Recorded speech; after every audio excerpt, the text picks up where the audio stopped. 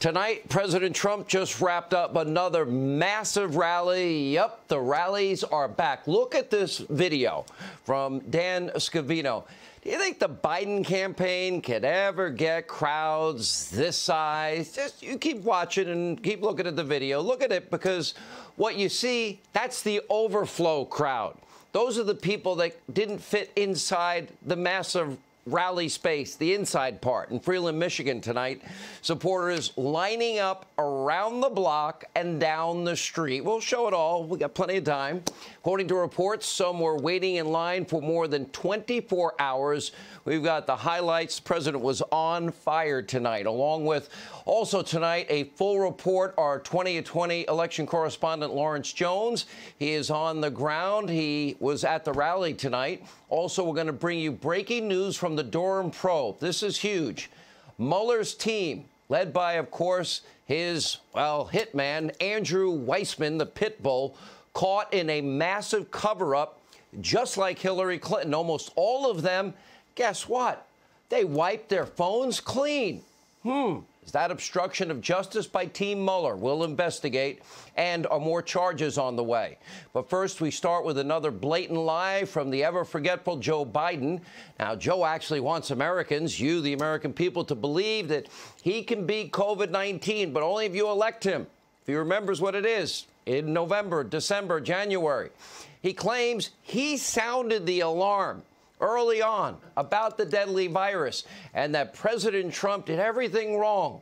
Okay, Joe's lying, just like his friends in the media mob and, well, most liberal Democrats these days. Joe Biden is living an alternative reality. Once again, here are the facts that the hate Trump media mob will never give you. We'll do their job for them. In late January, just days before the president issued what was the unprecedented China travel ban and first quarantine in 50 years, 10 days after the first identified case in this country, well, Biden's top advisor, his name is Ron Klain.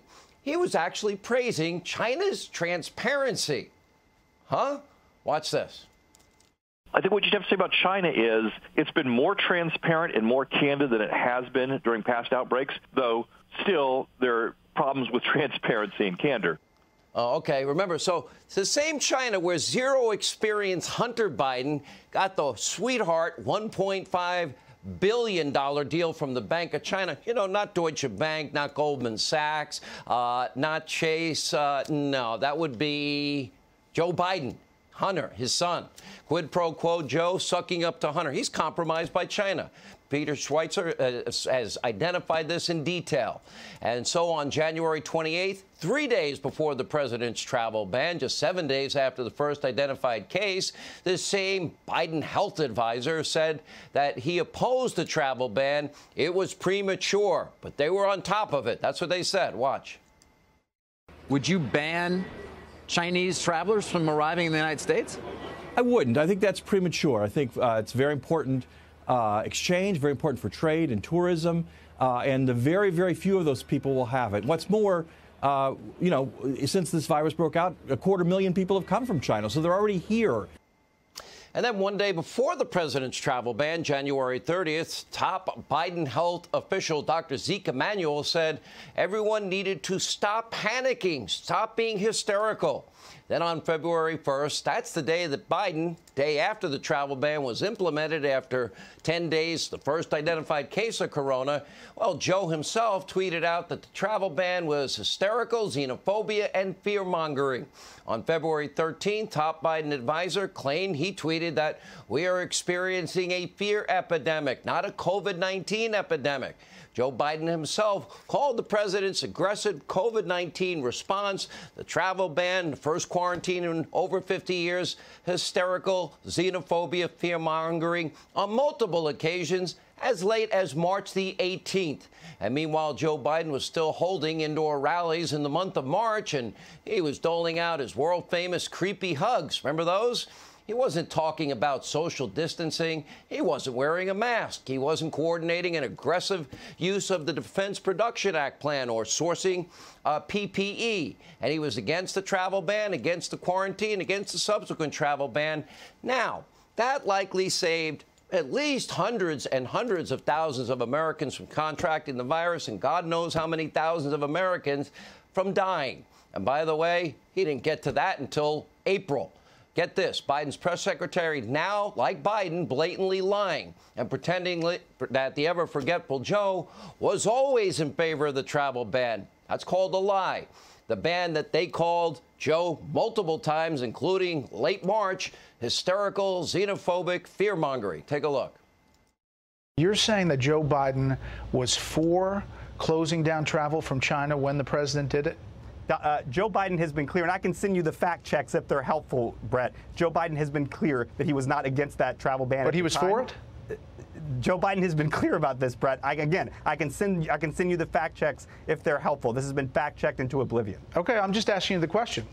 You're saying yes, he was for the China travel ban when the president implemented it 48 hours after receiving that briefing. The important thing about the travel ban, yes or no? Yes or no? And I know, Brett, I know that you all like to cite the travel ban. I know the president No, the president does. That's why I'm bringing it up. Obviously, it's going to be in the debate. Brett, hold on. The important thing to know about the travel ban is that even after the president implemented that travel ban, says that he implemented it, tens of thousands of people came in and out of the country. I'm going to take it that you're not going to answer that question. You're going to send me some fact checks. Brett Baer has the patience of Job there because he's lying, and everybody knows it. In other words, Joe Biden did everything wrong, but now he's going to lie about it and hope that you will all forget what really happened. You know, I love the Woodward hysteria, you know, about Bob Woodward's book. Yeah, the president said he wanted to calm fears in America. What do we have to fear but fear itself, FDR said at the height of the Great Depression, World War II. Remember those tough days? Churchill, you know, the bombing of Britain, out marching with the people of Britain. Was he talking, we'll get them in the hills and everywhere, blood, toil, tears, and sweat. That's what leaders do. Biden is saying, no, this is hysterical xenophobia, fear-mongering. He offered no solutions. Nothing new for Biden and his team to lie. By the way, imagine if Brett Baer was actually questioning Joe Biden there. That would be TV pay-per-view. From defunding the police, he lies about that. Reallocation, he calls it. Fracking, against it. But no, I was always for it. Protests? Oh, yeah, no, they're peaceful until, well, it's showing up badly in the polls. National mask mandate? Well, Joe Biden said, oh, no, I don't want that either.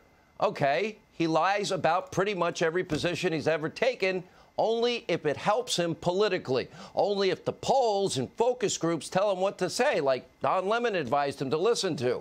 But here's what's more concerning. Joe Biden is actually really weak and frail and doesn't seem mentally alert or on top of his game, doesn't seem to have a lot of, well, let's say mental acuity. Just listen to Biden's top advisor, the guy you just heard from, Ron Klain, saying that the Biden-Obama response, listen to what they admitted about their response to the H1N1 virus, not the N1H1 virus as Biden calls it. Take a look. I wasn't involved directly in the H1N1 response, but I lived through it as a White House staffer. And what I will say about it is a bunch of really talented, really great people working on it, and we did every possible thing wrong. And it's, 60 million Americans got H1N1 in that period of time, and it's just purely a fortuity that this isn't one of the great mass casualty events in American history. Had nothing to do with us doing anything right. It just had to do with luck. They did everything wrong. Then they didn't prepare for the next real pandemic. Make no mistake, 50 years in the swamp, Joe Biden is now more incompetent than ever. Nobody, our own Lawrence Jones, 2020 correspondent on the ground that he's ever interviewed, has been able to identify a single accomplishment in 50 years of Joe Biden in the swamp that has made life better for you, the American people. I could spend the entire show talking about Donald Trump's promises made, promises kept, and records shattered, especially on the issue of unemployment and building the wall and originalists on the Supreme Court and new trade deals and pulling out of protracted wars and defeating the caliphate, Soleimani, al-Baghdadi and associates, and al-Qaeda leaders all over the world. Biden lied again this week. He said over nearly 6,200 U.S. military members died from corona. Well, he's wrong again. Well, there have been exactly 7 military deaths from COVID-19, not nearly 6,200. Without a teleprompter, the ever-forgetful Joe can barely communicate. Today, President Trump had a few observations about Biden's, well, precious teleprompter. Take a look at this. As we continue to follow the science-based approach to protect our people and vanquish the virus, Joe Biden continues to use the pandemic for political gain. Every time I see him, he starts talking about the pandemic. He's reading it off a teleprompter. I'm not allowed to use a teleprompter. Why is that, Phil? They ask questions, and he starts reading the teleprompter. He says, move the teleprompter a little bit closer, please. I don't know. I think if I did that, I'd be in big trouble. I think that would be the story of the year. Teleprompter, can you move it down? The teleprompter, move. I have to read the answer. President is right. And get this, apparently Biden's teleprompter is not just for speeches, because it looks an awful like he's using it to answer supposedly unscripted questions. Just listen to Biden's press secretary from earlier today. This is another great moment. Has Joe Biden ever used a teleprompter during local interviews or to answer Q&A with supporters? Brett, we are not going to engage. This is straight from the Trump campaign's talking they're points. using it. And what it does, Brett, is it's trying to distract the American people. They're using it. They talk about it every day. Can you say yes or no? That's because they talk about it every day, Brett, because they don't have a coherent well, you have strategy. an answer. Yes or no? Brett, they talk about it every day because they don't have a coherent argument for why Donald Trump deserves re-election. But you can't answer the question. Brett, I am not going to allow the Trump campaign to funnel their questions through Fox News and get me to respond to that. Does he use the teleprompter to answer a question? Yes or no? Simple question. That's what you call an evasive non-answer, because he'd have to lie again. I think we all know why his campaign is trying to limit his extemporaneous comments. Just look at what happened Wednesday. Joe had to go off script. Yeah, a little troubling. I want to thank you all. I carry with me, I don't have it, I gave it to my staff, but I carry with me in my pocket do I have that around anyone? Where's my staff? I gave it away anyway. I carry a schedule in my pocket. Hold these truths to be self-evident, all men are created equal and endowed by the thing, you know. Come on, man. Come on, you a junkie? Okay, gets worse. At a different event Wednesday, Biden couldn't even remember what taxes he wants to raise. We know it's trillions, but he doesn't remember which ones. Whatever they put in front of me, I'll sign it. Take a look. If you change the tax rate, it went from 38% to 21%. If you just send it back to 38%. Down, if you're 36%, 28. That's what we started to try to do. But he went down to 21. Truth is, we have an information crisis in the country. This is serious. We don't have any real journalists at fake news CNN, MSDNC, any of the newspapers, networks, ABC, NBC, NBC, state-run Democratic Socialist TV. Biden's constant struggles, if it was Donald Trump, I promise it would be a huge story.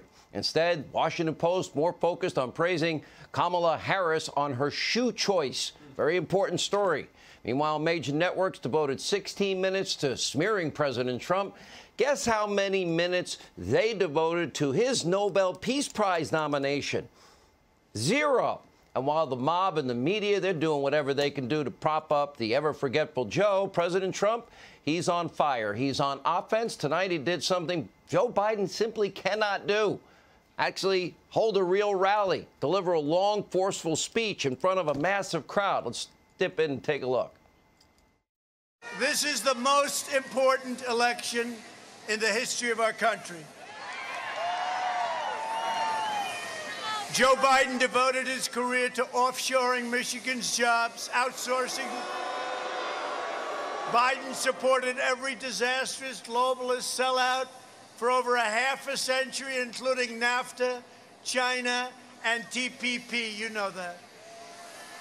Joe Biden surrendered your jobs to China, and now he wants to surrender our country to the violent left-wing mob, and you're seeing that every night. If Biden wins, China wins. If Biden wins, the mob wins. If Biden wins, the rioters, anarchists, arsonists, and flag burners win. But I wouldn't worry about it because he's not winning. I don't think he's winning. It's all on the ballot. You're the ultimate jury in 24 days. Oh, Biden's holding virtual Q&A sessions on Instagram. Only problem, Biden never actually answered any questions, per usual.